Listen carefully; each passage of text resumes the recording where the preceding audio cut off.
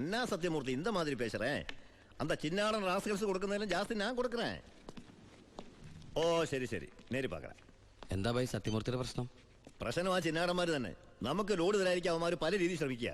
എങ്കിൽ പിന്നെ ആ റാവുന്റെ അടുത്ത് സാധനം എടുത്തൂടെ? അപ്പാ ഞാനും അത് എത്ര തവണ അപ്പനോട് പറഞ്ഞതാ. അത് വേണ്ട, ആ സ്പിരിറ്റ് ഉപയോഗിക്കാൻ കൊള്ളില്ല, അത് സെക്കൻഡ് ക്വാളിറ്റിയാ.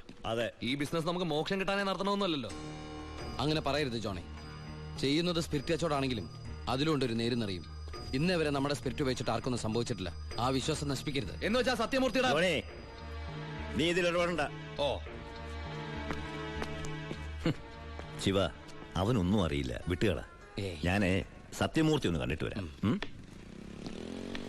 ആ ശിവ, നിനക്കൊരു കത്തുണ്ടായിരുന്നു ദുബായിന്ന്.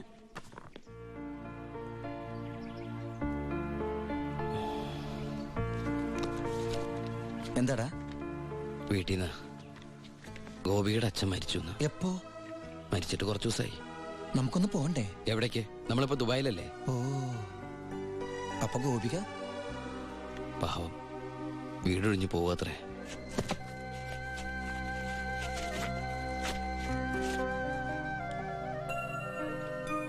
എന്നാ ഞങ്ങള് നാട്ടിലെ വീട്ടിലാരും ഇല്ലാത്ത സ്ഥിതിക്ക് മോളെ ദിവാകരന്റെ വീട്ടിൽ തന്നെ ആയിരിക്കും താമസിപ്പിക്കുക അല്ലേ? അതിൽ ചെറിയൊരു പ്രശ്നമുണ്ട്. കല്യാണം തുടങ്ങി ഇവളുടെ ബാധ്യത മൊത്തം എൻ്റെ തലയിലാകുമോന്ന് വൈഫിനൊരു പേടി. ഒന്ന് രണ്ടു വട്ടം സൂചിപ്പിക്കുകയും ചെയ്ത്. അതുകൊണ്ട് ഇലയ്ക്കും മുള്ളിനും കേടില്ലാതെ ഞാനൊന്ന് തീരുമാനിച്ചു. തൽക്കാലം ഗോപി ഒരു ഹോസ്റ്റലിലാക്കുക. അവിടെ അടുത്തൊരു തുണിക്കടയിൽ ജോലിയും ശരിയാക്കിയിട്ടുണ്ട്. ഇനിയിപ്പോ ആരെ ആശ്രയിക്കാതെ ഇവൾക്ക് ജീവിക്കാൻ കഴിയുമല്ലോ. വൈകി അവിടെ എത്താൻ രാത്രിയാവും.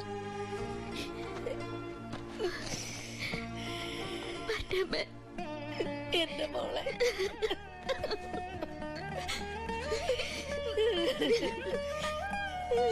നിന്നെ ഹോസ്റ്റലിൽ നിർത്താനും തുണിക്കട പണിയെടുക്കാനും ഒന്നും ഞാൻ സമ്മതിക്കില്ല.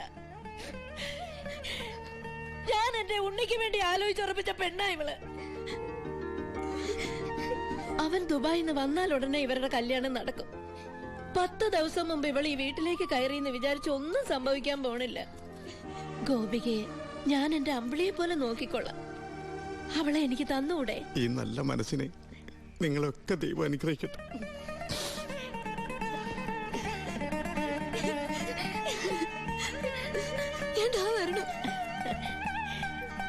വാ മോളെ.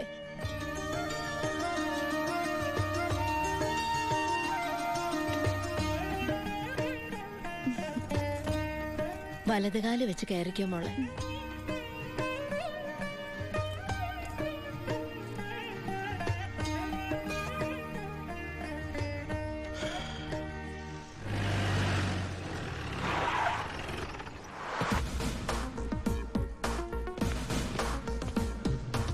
ഫസ്റ്റ് പോസ്റ്റിംഗ് അല്ലേ?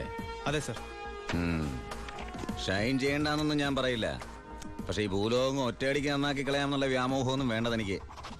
മനസ്സിലായോ? എടോ, ഈ വാളയാർ ചെക്ക് പോസ്റ്റ് പോലീസിന് വലിയ റോളൊന്നുമില്ല. എന്തെങ്കിലും ആവശ്യം വരുമ്പോ ഞാൻ വിളിച്ച് അറിയിച്ചോളാം തന്നെ. അതങ്ങ് ചെയ്തോണ്ടാ മതി. ഡീസന്റ് സ്ഥലമാടോ വാളയാർ. സാറ് പറയും പോലെ വാളയാർ അത്ര ഡീസന്റ് സ്ഥലമായിരുന്നെങ്കിൽ ആ ചെക്ക് പോസ്റ്റ് വഴി കേരളത്തിലേക്ക് സ്പിരിറ്റ് ഒഴുക്ക് ഉണ്ടാകുമായിരുന്നില്ലല്ലോ സർ. വല്ലവരും പറയുന്ന കേട്ടതല്ലാണ്ട് തനിക്ക് എന്തറിയാടോ വാളയാറിനെ പറ്റി?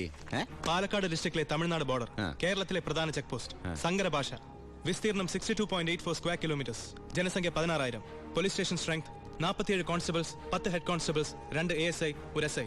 ഈ വർഷം ചാർജ് ചെയ്യപ്പെട്ടത് 14 ക്രിമിനൽ കേസുകൾ, 250 പെറ്റി കേസുകൾ. ഇതല്ലേ സർ വാളയാർ? ചെക്ക് പോസ്റ്റിൽ പോലീസിന് വലിയ പണിയൊന്നുമില്ല, വേണ്ട. പക്ഷേ ചെക്ക് പോസ്റ്റ് കടന്ന് നമ്മുടെ അതിർത്തിയിലൂടെ വരുന്ന വണ്ടികളിൽ വല്ല കള്ളക്കടത്തും കണ്ടെത്തിയാൽ ഒരു SIയുടെ അധികാര പരിധി വെച്ച് എനിക്ക് കേസ് എടുക്കാമല്ലോ sir. Yes. Thank you sir.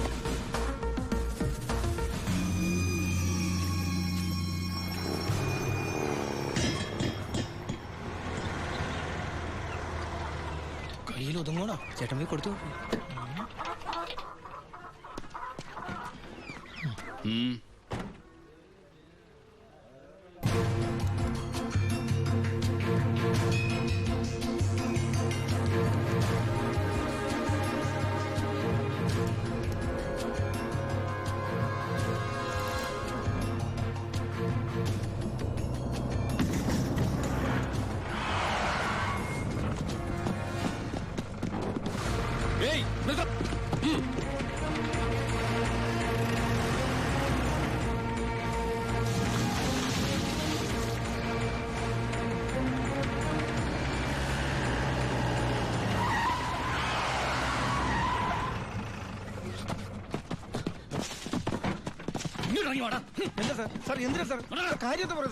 എന്താണ് പോലീസ് കിടന്ന് വഴിമാറിപ്പോയത്? ഈ സാർ കൈമടക്ക് ചോദിക്കുന്നത് പേടിച്ചാ. എന്താണ് വണ്ടിയില്? കോഴിയാ സാർ, നല്ല വയറ്റിലൊന്നും കോഴി. ആ കോഴിയൊക്കെ വലിച്ച് പുറത്തേക്ക് ചെക്ക് ചെയ്യണോ? സാർ അവരോട് അതിന്റെ പോയി കയറി സാർ. സാർ അതിനകത്ത് ഒന്നുമില്ല സാർ, ഞാൻ പറഞ്ഞത് വിശ്വസിക്കും സാർ. അതിനകത്ത് ഒന്നുമില്ല സാർ.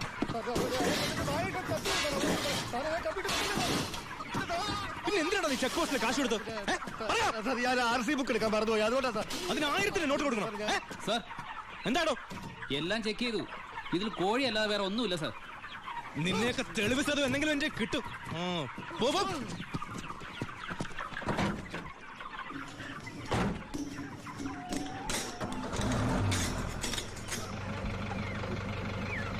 നിർത്തോ.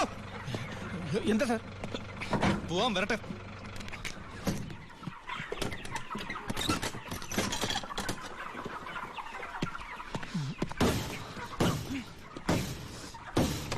പിടിക്കണവനെ.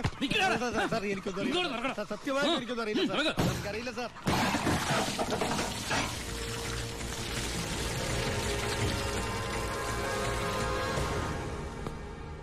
ആരുടെയാടാ ലോഡ്?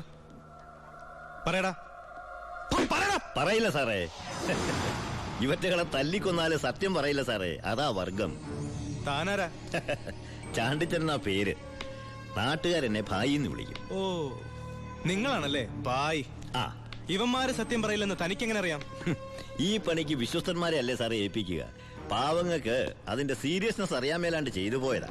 വിട്ടേക്ക്. തന്റെ ലോറിയുടെ ഡ്രൈവറും കിളിയാണോ അവര്? ഏയ്, തന്റെ ലോഡാണോ അവര് കടത്തിയത്? ഏയ്. പിന്നെ തന്റെ അളിയന്മാരാണോ അവര്?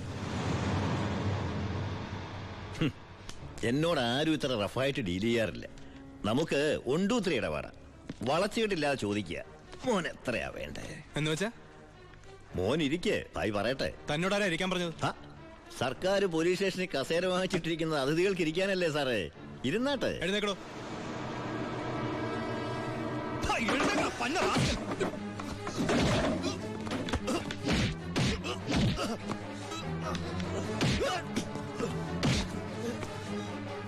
ഇവരുമായിട്ടുള്ള ബന്ധം നിന്നെ കൊണ്ട് പറയിക്കാൻ പറ്റുമെന്ന് ഞാനൊന്ന് നോക്കട്ടെ. സാർ, ഇവന്റെ ലോറി ലോഡുമാ പിടിച്ചെടുത്തത്. RC പരിശോധിച്ചപ്പോ വണ്ടി ഇവന്റെ പേരിലാണ്. കുറ്റം സമ്മതിച്ചിട്ടുണ്ട് സാർ.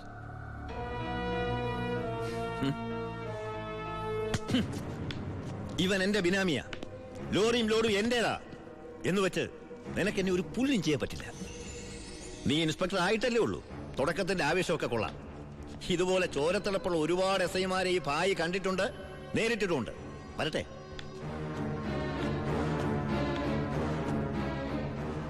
പിന്നെ മേടിച്ച് തിരിച്ചു കൊടുക്കുന്ന സ്വഭാവം ഈ ഭായിക്കുണ്ട്.